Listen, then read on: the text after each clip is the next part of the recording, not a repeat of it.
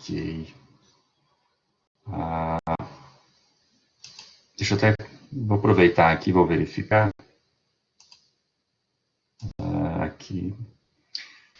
Então é o seguinte, nossa aula hoje vai trabalhar, né, a respeito da alegoria da caverna, ou talvez vocês vão encontrar por aí, né, mais especificamente, vocês vão encontrar por aí, muitas das vezes, a descrição como mito da caverna. A palavra descrição, ela não é a melhor descrição, não é a melhor maneira de se referir, porque quando a gente fala em mito, muitas das vezes tem aquela acepção de um conhecimento superado pela razão, um conhecimento que estava próximo aí da religião. Vocês estão conseguindo visualizar essa tela? Eu vou precisar aí do... Está todo mundo visualizando, né? Perfeito. Isso aqui é uma ilustração para vocês entenderem do que se trata. Provavelmente todos vocês, né, ou a maioria de vocês, já ouviu a alegoria da caverna de Platão, porque ela pode ser utilizada em diferentes contextos, né? Não só no ensino da filosofia, mas a gente pode utilizá-la para uma série de perspectivas. O importante a gente ter em mente que a alegoria da caverna ela está no capítulo 7 do livro A República, de Platão. Nesse livro, que é um livro mais dedicado para a filosofia e, mais especificamente, a política e, talvez, assim, a gente pudesse falar de algumas questões ligadas ao direito, mas principalmente a Platão, é o livro em que ele faz a sua crítica aos sofistas, faz principalmente uma crítica muito severa, não apenas aos sofistas, mas à democracia ateniense e aos próprios cidadãos de Atenas, porque, na verdade, Platão vai redigir a alegoria da caverna numa tentativa de tentar compreender e de entender o que aconteceu com Sócrates, né? Então, vamos imaginar aí justamente essa questão. Por que Platão escreve essa alegoria? Platão, ele tenta, obviamente, compreender por que a sociedade ateniense, a juventude ateniense e os poderosos da sociedade de Atenas, por que eles matam Sócrates? Se foi a pessoa que faz de promover uma enorme transformação, uma transformação intelectual, uma emancipação intelectual, uma capacitação da juventude ateniense para compreender não apenas os fenômenos do direito ou do poder, mas os fenômenos de modo geral, por que essa sociedade mata Sócrates. E quando ele fala a sociedade, Platão ele vai chegar a uma conclusão. Ele era discípulo de Sócrates. A conclusão que ele chega é justamente a seguinte: não foram só os poderosos de Atenas que tiraram a vida de Sócrates, mas foi também a sociedade ateniense, a juventude ateniense, que, de certo modo, compartilha e se silencia na morte daquele homem que conseguiu tirá-los da ignorância, né? Eu vou projetar uma outra tela, e depois eu volto a essa aqui.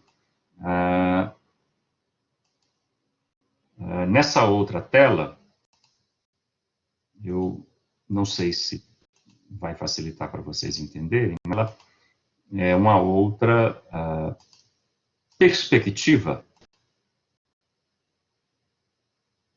né? Ela é uma outra perspectiva, eu não sei se eu consigo... Eu faço assim melhor para vocês acompanharem. Aumentou um pouquinho o tamanho? Isso. Aqui eu vou tentar descrever a partir desse desenho e do outro desenho, e aí vocês vão lembrar, porque eu acredito que a maioria de vocês conhece essa história. Bom, o que é a alegoria da caverna? Platão, ele propõe uma alegoria. Alegoria significa eu explicar uma coisa. Natália, para você não está aparecendo, só para você?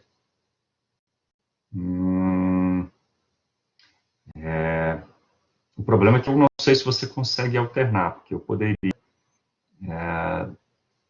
talvez sugerir para você, não sei se você consegue alternar sua tela e entrar na internet. Se você digitar Caverna de Platão, ilustração, você vai conseguir diferentes ilustrações. Deixa eu ver se eu consigo pegar para você. Parece que os nossos problemas estão muito ligados com a velocidade do acesso, né? Eu vou colocar aí, só um pouquinho, viu, pessoal?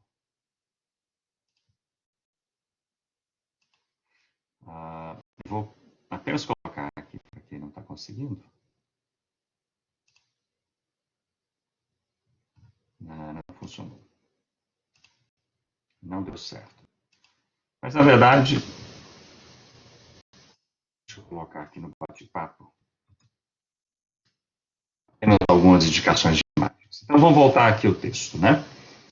Depois você pode conferir. Eu sou muito bom para fazer ilustração mental, viu, Natália? Então, acompanha comigo aí que você vai entender. O que é a proposta de Platão? Ele cria uma alegoria para tratar de uma verdade. Então, ele conta uma história, né? Então, o que seria essa história da caverna de Platão? Imagine que, por uma dada razão, existe uma caverna e dentro dela estão alguns prisioneiros. Não se sabe por quê, não temos a informação, mas tem prisioneiros que estão lá desde quando nasceram. E por estar ali desde quando nasceram, e aprisionados e acorrentados dentro dessa caverna, eles nunca supuseram ou imaginaram que havia alguma vida, alguma outra coisa além da caverna. Eles estão dentro dessa caverna, numa tal posição, né, em que eles ficam de frente para as paredes dessa caverna, mas nessa sua posição, eles estão particularmente de costas para uma pequena entrada de luz que fica dentro dessa caverna, que permite que, durante o dia, a luz do sol entre na caverna. A questão é que esses prisioneiros estão de costas para essa entrada de luz, né? Existe uma pequena barreira, e eles, né, a vida deles se consubstancia em particularmente observar as imagens, né, que são projetadas, né, na frente deles, nessa parede, a partir de tudo aquilo que passa, né, do lado de fora da caverna, né, objetos, animais, pessoas caminhando. E quando esses objetos passam do lado externo da caverna, essa entrada de luz projeta para dentro da caverna, particularmente as sombras, a projeção de sombras desses objetos. Isso, para esses prisioneiros, né, é de um tal espetáculo, né, a projeção dessas sombras, né, vamos imaginar uma águia passando do lado de fora da caverna. Então, vai ser projetado a sombra da águia lá no fundo da caverna, lá na parte da parede que fica de frente deles. E esses prisioneiros, quando veem essa projeção, eles batem palma, eles ficam animados, eles discutem, eles conversam. É como se fosse o grande evento de cada dia, a projeção dessas sombras. Então, esses prisioneiros só conhecem estas sombras como vocês estão vendo.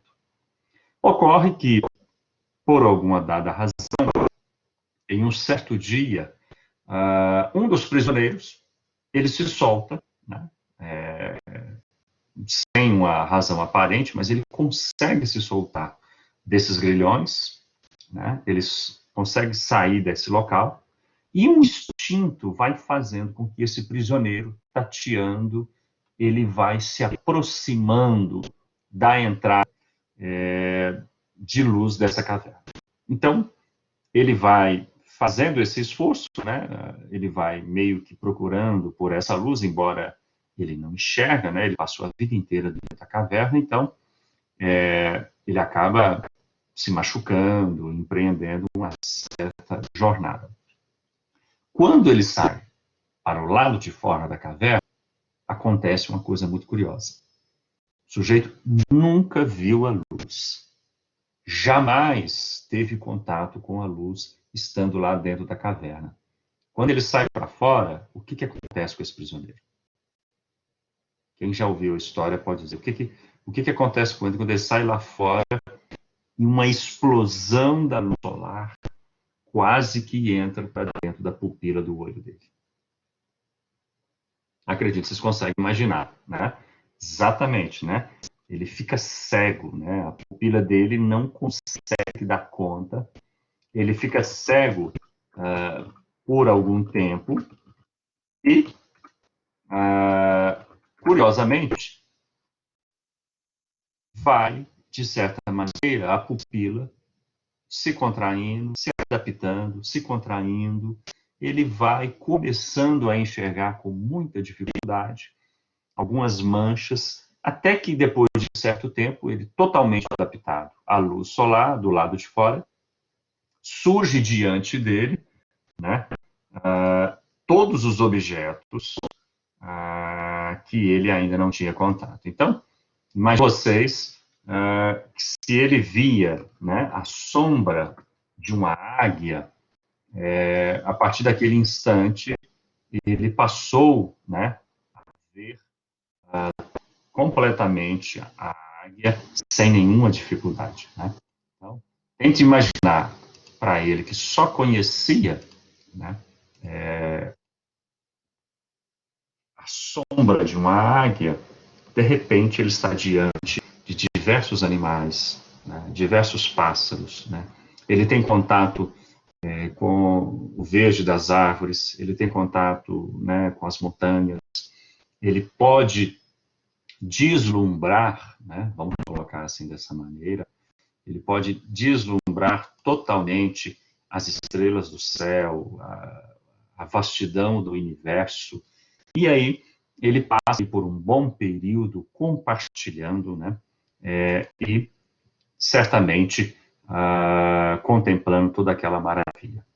Então ele se lembra dos amigos que ficaram dentro da caverna e ele é movido por um altruísmo, né? Não sei se vocês conhecem essa palavra, né? Mas ele é movido por um desejo de compartilhar com os colegas tudo aquilo que ele, por uma obra, né, assim, do acaso, ou de uma curiosidade, ele tenha conseguido chegar. Então, ele toma uma decisão.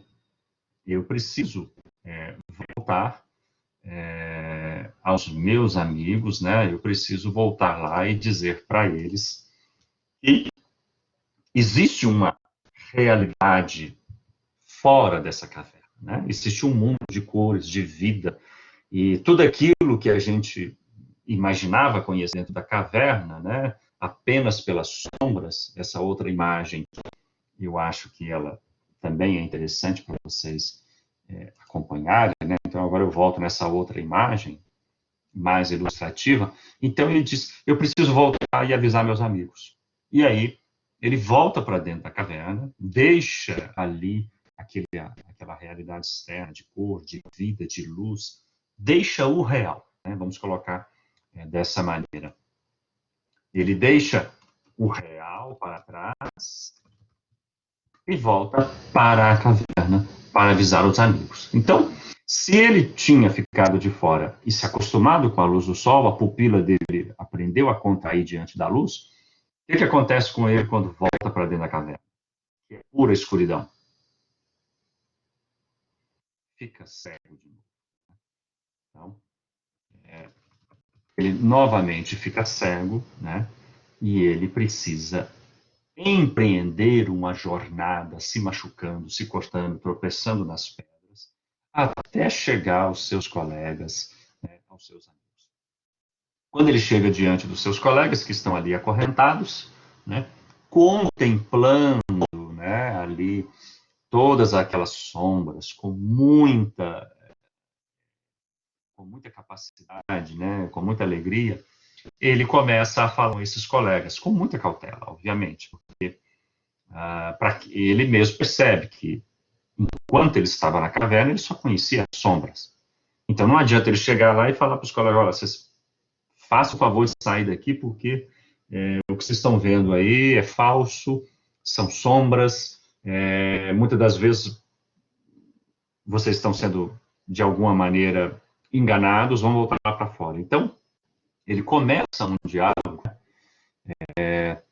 ele começa uma tentativa de convencer os seus colegas para sair da caverna. E o que ele encontra diante? Oi, Bruna, você tem que me falar qual foi a última frase que eu falei aqui, que eu retomo para você. Né? Dá um F5 aí na internet de você, da sua internet, para ver se ela volta. Né? Então é o seguinte, eu estava falando que o prisioneiro volta para dentro da caverna, ele fica cego, porque ele já tinha se habituado com a luz, e ele, cego, ele vai se machucar, mas ele vai, com muito esforço, voltar até o local onde estão seus amigos, porque ele está desejoso de compartilhar com os amigos essa mudança. Então, ao chegar com seus colegas, ele, com muita cautela, começa a falar com eles, olha, eu encontrei uma outra realidade. Né? Eu encontrei uma outra realidade e eu quero que vocês conheçam essa realidade. Então, ele começa um diálogo com esses prisioneiros, e esses prisioneiros, né, não acreditam no que ele está falando. E eles começam a dizer, não, você está equivocado. Não existe nada além dessas sombras. Olha lá, olha que coisa interessante. Está passando animais, está passando ali pessoas, está passando seres ali. Isso é a realidade. Não existe nada além dessa caverna. E começa a travar um grande embate. O prisioneiro, muito desejoso de tirar as pessoas de dentro da caverna, e os prisioneiros sem nenhuma intenção de sair do conforto dessa caverna, porque eles acreditam que a caverna é a grande realidade. Então, nesse embate entre o prisioneiro, né, aliás, entre esse prisioneiro que saiu da caverna e aqueles que jamais saíram, que continuam amarrados nas sombras, esse embate vai ser tão forte que esses prisioneiros começam a imaginar: ele deve ter ficado doido, ele quer nos tirar daqui do nosso local confortável para qualquer lugar escuro dessa caverna, então nós precisamos matar esse sujeito. Então, os prisioneiros planejam matar justamente aquela pessoa que estava interessado em libertá-los daquelas algemas. E não acontece, né? Nós conhecemos a história.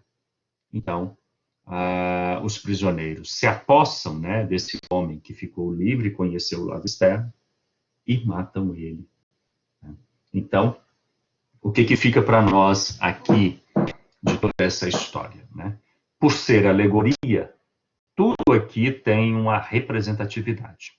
Né? Aqui agora, com a ajuda de Platão, a gente precisa começar a entender o que significa cada elemento dentro dessa caverna. Né? Então, aí eu vou contar com vocês. Cada circunstância, os prisioneiros, os grilhões, né? As sombras, a atitude de sair para fora, a luz do sol, o retorno, cada um desses elementos tem um significado.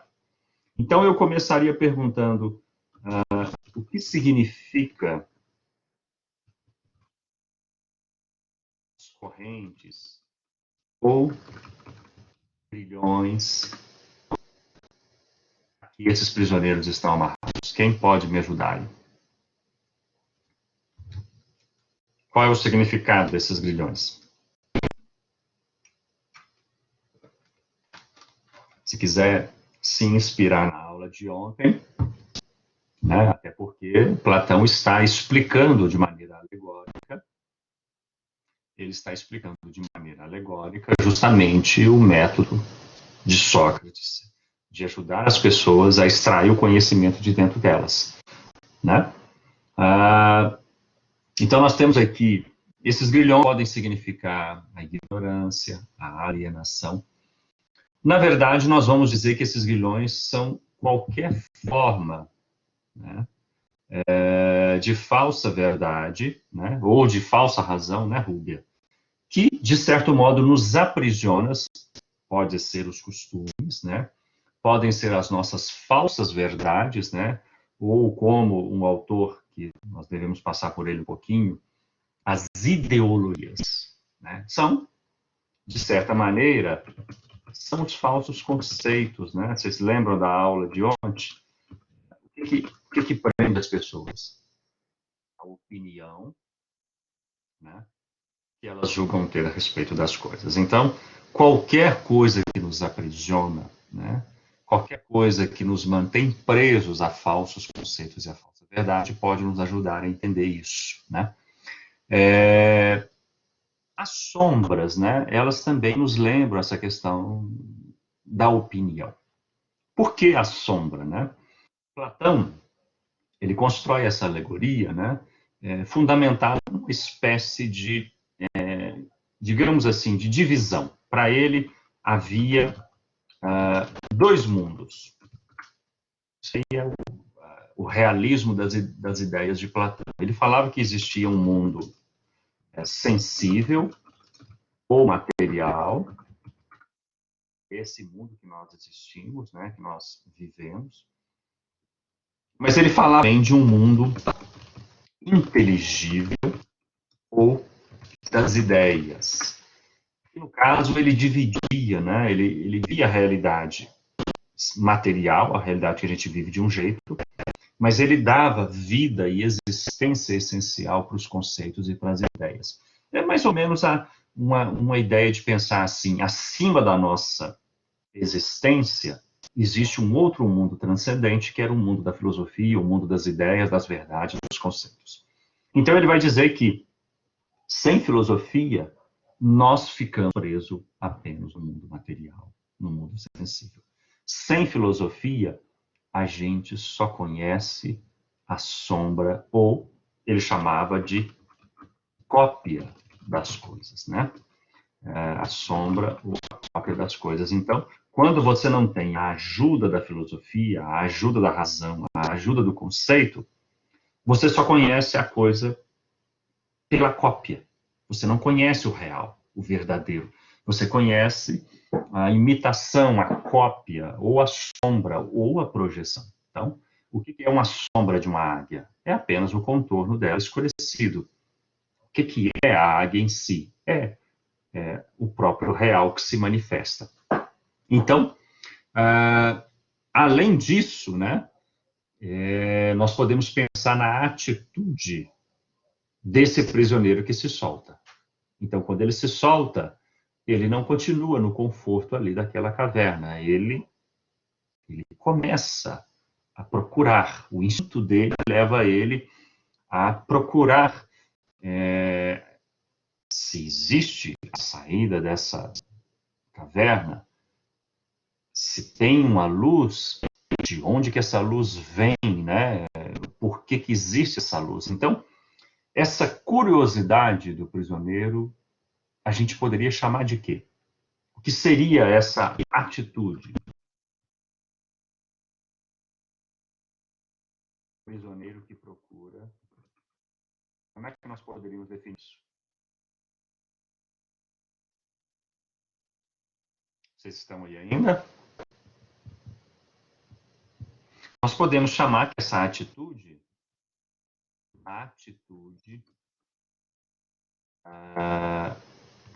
filosófica, vocês concordam?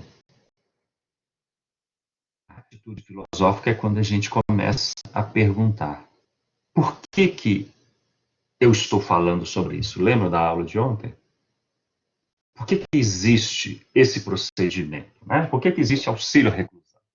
Por que existe primeira e segunda instância? Né? Por que um prisioneiro faz jus a uma série de direitos, né?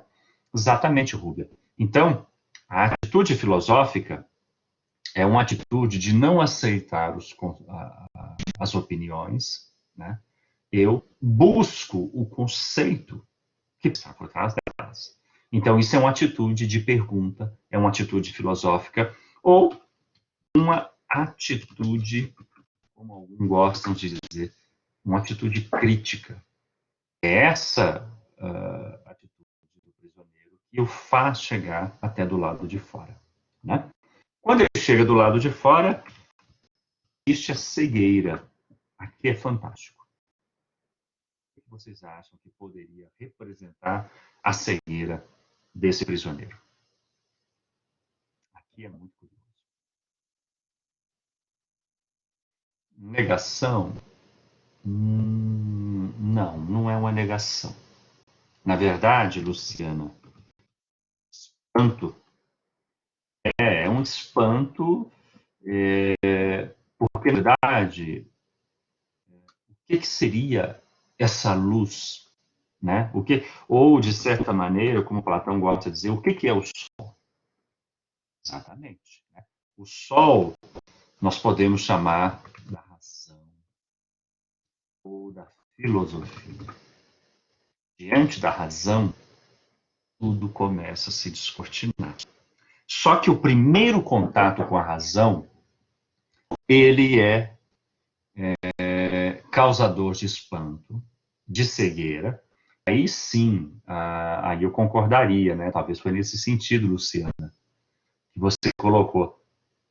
A verdade é tão forte quando nós estamos diante dela, né? Ou a descoberta daquilo que a gente achava que sabia, daquilo que a gente achava que era verdade, o fato de eu me encontrar com a luz da filosofia vai fazer com que eu negue, vai fazer com que eu entre, né? Eu gosto muito da palavra, vocês já viram a crise. É assim que eu aprendi. Eu achava que era daquele outro jeito. Eu não posso acreditar que isso seja verdade. Acredito que vocês, nessas primeiras semanas de aula, já entraram em crise com as minhas aulas, com as aulas dos outros professores, com alguma coisa que alguém já falou, e isso vai continuar acontecendo. Crise, negação, espanto, surrealidade. Porque, de certa forma, vocês tinham, exatamente, né, João? Vocês tinham o conforto dos conceitos que vocês receberam dos familiares, da igreja e de todo mundo que falou que o mundo era daquele jeito. Só que todos os dias alguém entra na sala de vocês, né? Seja essa sala virtual, seja a sala presencial lá na faculdade, quando a gente podia. Cada dia alguém chega, arranca vocês do conforto da caverna e joga debaixo da luz. E aí você fala, professor, mas eu não aceito, eu não acredito, eu não concordo. Esse professor é ateu, esse professor deve ser desonesto, não é possível. A gente nega, a gente esperneia, né? Já ouviram aquela... Vocês vão aprender essa expressão, né? Jus esperneandis, né? Mas esperneandis é sacanagem, né? É aquela coisa de você tentar de todas as maneiras espernear e ter o seu direito, né? Uma brincadeira aí com o latim do direito. Mas você não tem outra atitude senão se debater e ficar numa enorme crise.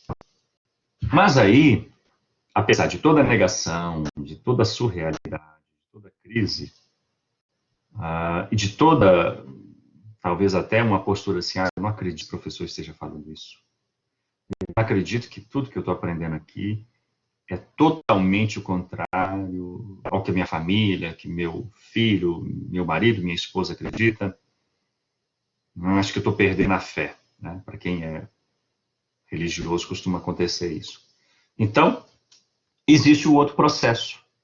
Ele fica cego, prisioneiro, mas com o passar do tempo, as imagens vão ganhando forma, vai desembaçando, desembaçando, até clarear totalmente.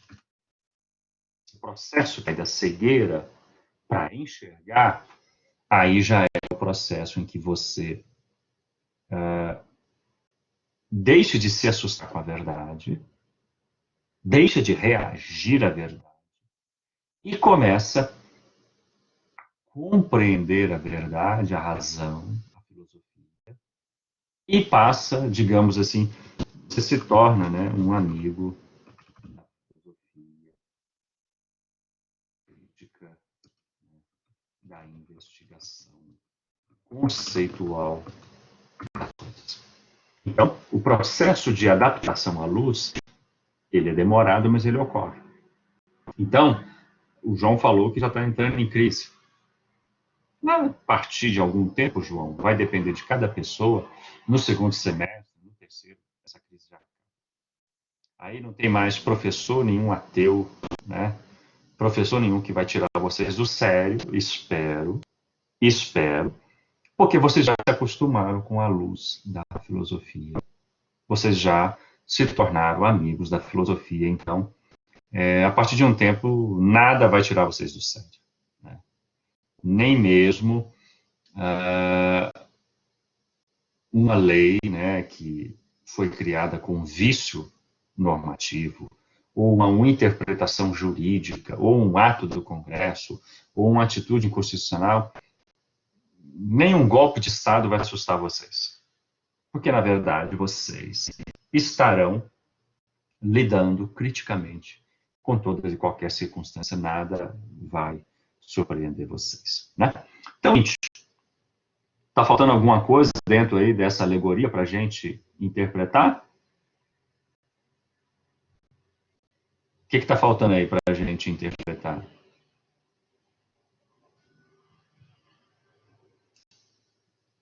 que está faltando aí? Vocês conseguem pensar em alguma coisa? Essas pessoas, né, na verdade, são aquelas pessoas que passam próxima da caverna, né, e fazem com que as imagens sejam projetadas. Mas há uma outra leitura que fala. Vamos pegar a outra imagem. A outra imagem tem uma outra perspectiva que também é interessante. Vamos voltar aqui. Que é a ideia de caminho com fantoches, né?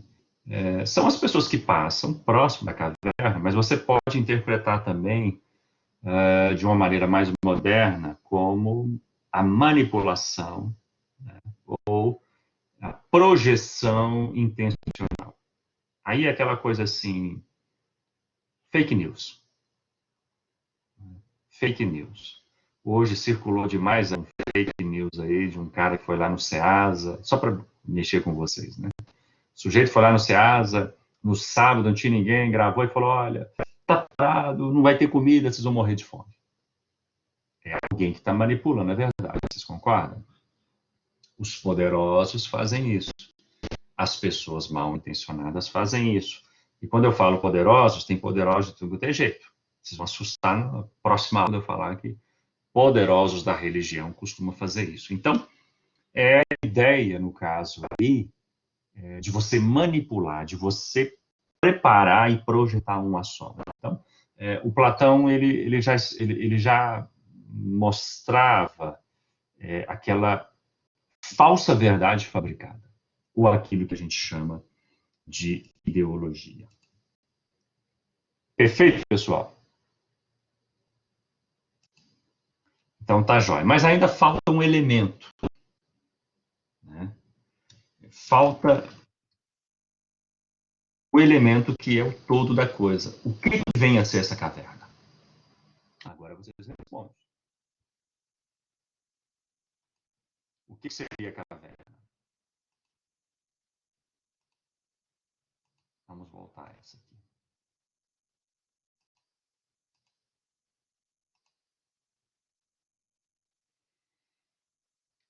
A caverna tem várias interpretações. Na acepção de Platão, a caverna é a nossa digamos assim, predisposição para não fazer perguntas. Ou, nós vamos ver isso numa aula melhor, a nossa atitude dogmática, a nossa ignorância, mas principalmente no sentido da gente não fazer perguntas, da gente se contentar com aquela verdade que é nos passada. Então, aí, agora, essas pessoas que estão aqui, as verdades que chegam para nós, da igreja, da política, dos patrões, da sociedade, dos poderes de modo geral. Então, a caverna, essa nossa realidade que Platão vai dizer, esse nosso mundo material. Então, ele dizia que, na acepção dele, né, obviamente, um pouquinho idealista, né, você tem que ir para o outro mundo a partir da contemplação filosófica. Por isso é que é difícil chegar lá, né? Por isso que ele compara o caminho do raciocínio, de fazer perguntas, inaugurado por Sócrates, como uma jornada de um prisioneiro. Mas é um esforço muito grande. E o grande problema é que você está aprisionado a um conforto de verdades e conceitos, ou falsos conceitos, ou falsas verdades que te foram passados, né? Mas nós podemos pensar essa caverna de maneira mais ampla, né? Então, eu gosto muito de falar das cavernas que nós temos, né? Quem se lembra aí, tem várias, digamos assim, várias modernas alegorias inspiradas no mito da caverna, né? Então, talvez aí uma das mais famosas recentemente seja o filme Matrix. Alguém aí assistiu esse filme? Vocês conhecem o filme Matrix? Ah, tá.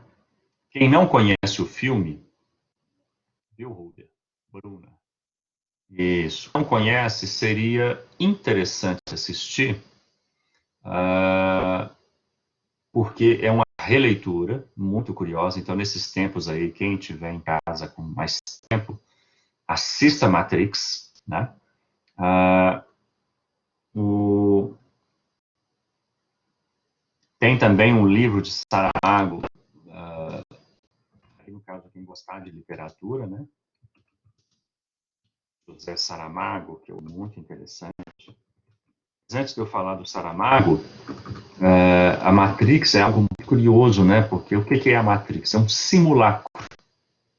As pessoas estão dentro de uma realidade virtual.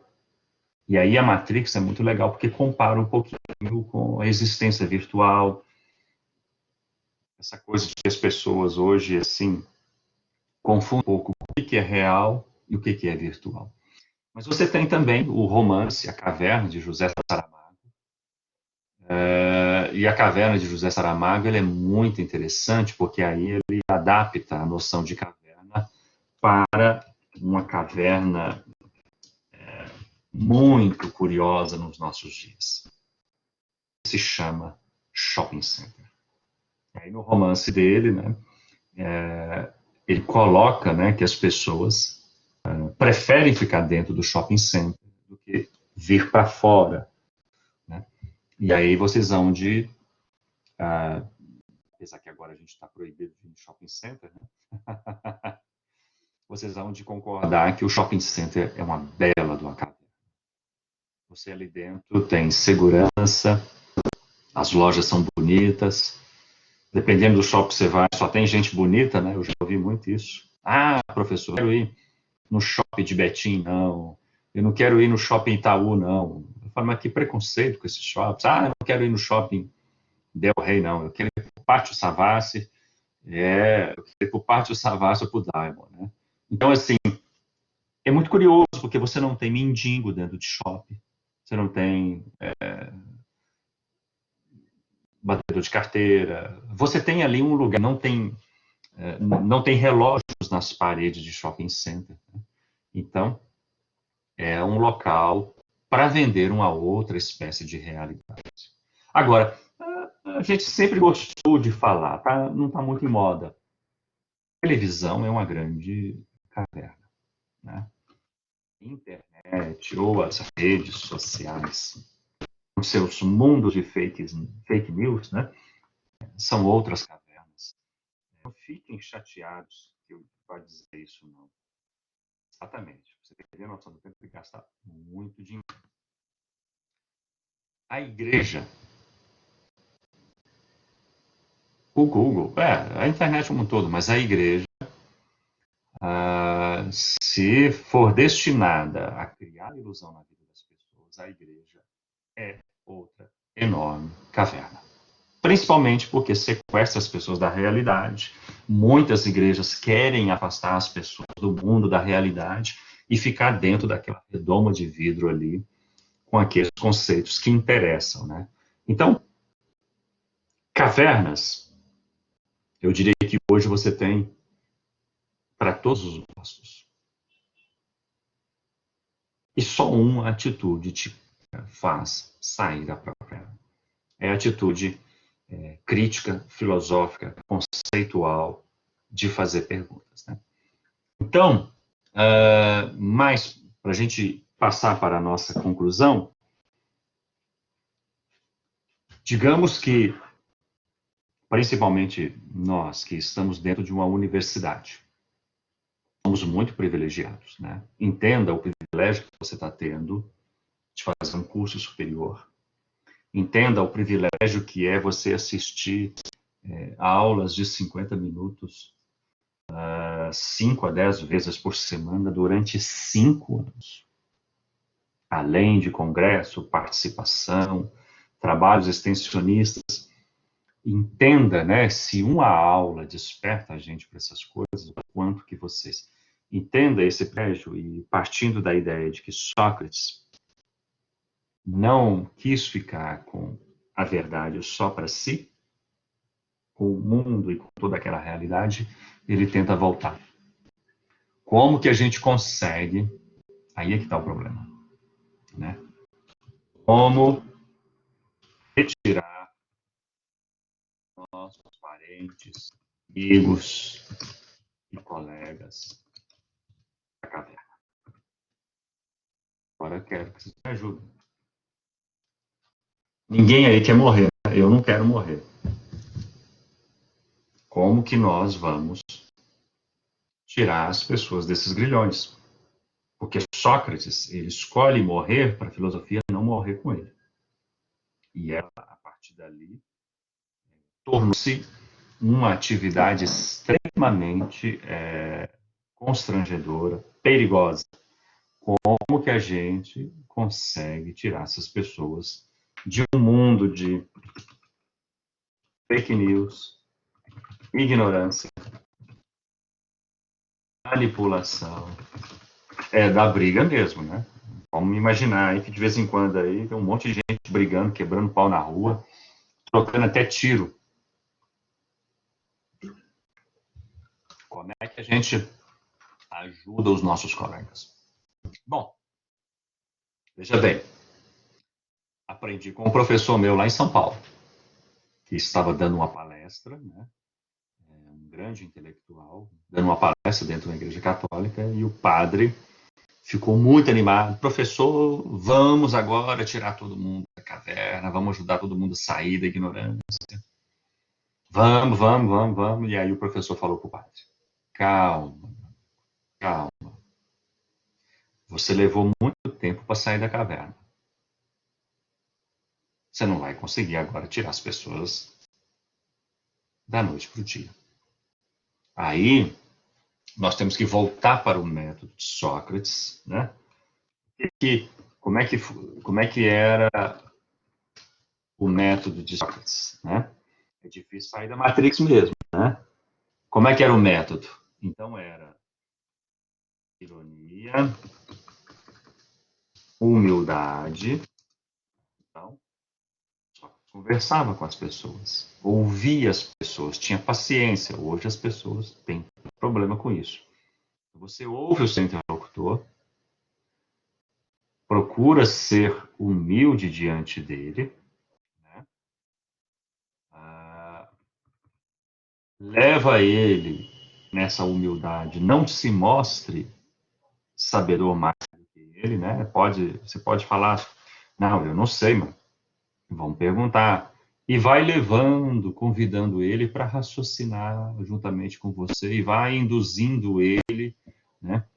Até que ele também comece a raciocinar e chegue ao conceito. Na verdade, eu esqueci a ironia, diálogo, esqueci do primeiro. Ironia, humildade, indução, por último, o conceito. É um método, né? Extremamente poderoso que a gente pode usar com os nossos parentes. Então, converse com as pessoas, né? As pessoas vão respeitar vocês, porque vocês são estudantes de direito. E quando vocês se tornarem advogados, elas vão respeitar ainda mais.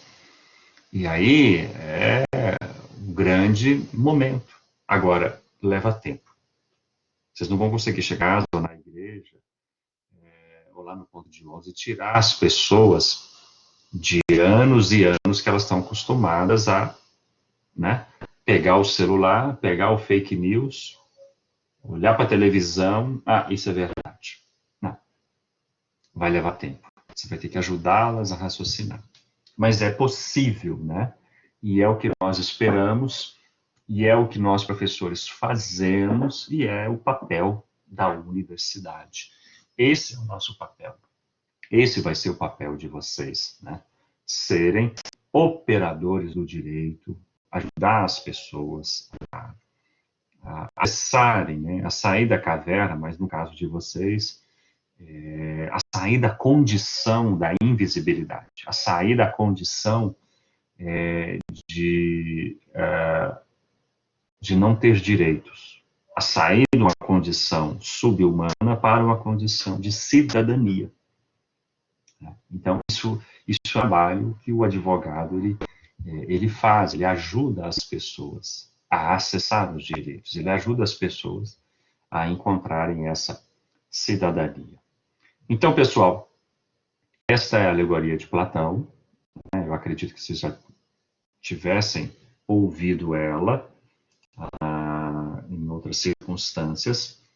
Ela é fantástica, né? Porque ela nos lembra um momento que foi o momento paradigmático da filosofia. A partir daí, a filosofia nunca mais foi a mesma. A partir de Sócrates, né? Sócrates com o seu papel, e Platão com o dele, que foi o de justamente condensar e deixar isso registrado para que a gente tenha conhecimento do que aconteceu. Eu vou abrir para as perguntas aqui, né? Para vocês mandarem. A esquerda e a direita são uma forma de caverna. Exatamente, Cristiano. Pode parecer curioso, mas mesmo pessoas que têm um razoável número de conhecimento, eles podem se enjaular novamente em grandes manipulações, tanto da esquerda quanto da direita. Então, não importa a maneira como você vê o mundo, a perspectiva, né? Se você tem uma perspectiva mais liberal, né? Liberal ou progressista, né? De certa maneira, se você é muito refém da sua ideologia, é uma nova forma de caverna. Então, o que acontece no Brasil é uma fase muito triste da nossa história, porque a direita e a esquerda são importantes. Vocês conseguem perceber isso? Direita e esquerda são importantes para o amadurecimento da democracia. Cada uma tem uma forma de entender. Então, se você vai nos Estados Unidos, elas se unem. Se vocês prestarem atenção lá agora, quando os Estados Unidos aprovam 2 trilhões de dólares para combater o Covid-19, isso só é possível de que maneira? Esquerda e direita se unindo. Lá chama-se Partido Republicano e Partido Conservador. Aqui no Brasil, está havendo uma briga muito grande, né? Aqui, na verdade, a briga já não é mais só direita e esquerda, agora a briga é legislativo versus executivo. Mas não tenha dúvida, em situações como a gente está vivendo, esquerda e direita tem que ajudar. Então, se você fizer uma análise, né, histórica, jurídica, você pode avaliar a contribuição de todas as ideologias dentro da democracia. Então, a esquerda vai contribuir de um determinado modo, de um determinado maneira de trabalhar. Exatamente, Cristiano. A direita vai contribuir com a sua. E, principalmente no jogo democrático, qualquer oposição tem seu papel. Exatamente, Cristiano. É a oposição que, de certo modo, permite, juntamente com a imprensa livre, vigiar, né, e supervisionar a situação. É um papel fundamental. Agora, essa disposição de avaliar, acho que deu um tilt aqui na internet. Vocês estão me ouvindo?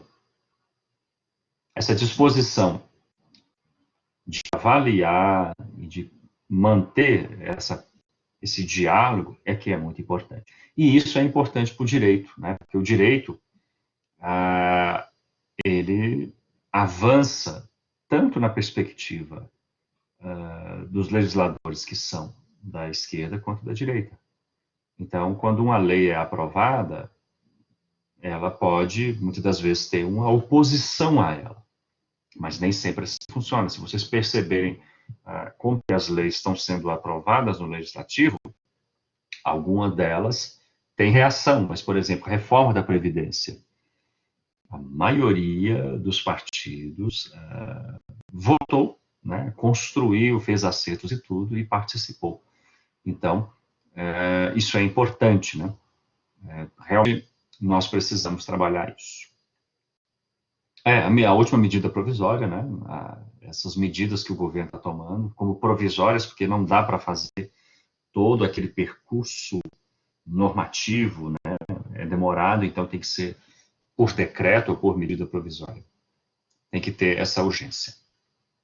Gente, nós estamos chegando no final da aula e eu gostaria de saber se tem alguma pergunta, tem alguma coisa que não ficou claro, que vocês gostariam de perguntar. Esse é o momento. Fale-se agora ou cale-se para sempre. A aula não tem defeito, né? Alguma coisa tem que melhorar, né, Rubia? Ok, mas ficou claro para todos vocês a alegoria da caverna? Tá tranquilo, né? Essas aulas, deixa eu fazer uma boa e uma má notícia, né? Essas aulas são, de início, assim, elas são mais tranquilas, né? Depois vai ficando mais apertado. Mas a gente tem que começar mesmo com essa parte introdutória, com essa parte de clássica, de sustentação, e aí, né, o pensamento clássico é muito gostoso. Na próxima semana, nós vamos ter uma aula muito interessante, que é dogma e dogmatismo.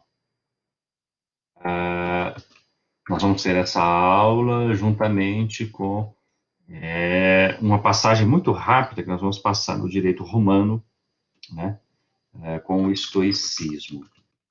Então, assim, serão dois momentos importantes, né, dessa parte clássica, e aí no dogma e dogmatismo a gente passa um pouquinho para ter uma base de como que a religião ela está presente no mundo do poder e no mundo do direito. Ok, pessoal? Eu vou tentar verificar como que eu consigo essas gravações para vocês. Eu vou descobrir aqui, vou tentar ligar para alguém aqui para ver como que eu passo isso, né? Hoje a gente está com menos alunos, justamente para a gente conseguir divulgar esse material para vocês. Perfeito? Alguém aí precisa pegar a van ou o ônibus? Ok, então vou interromper a gravação aqui.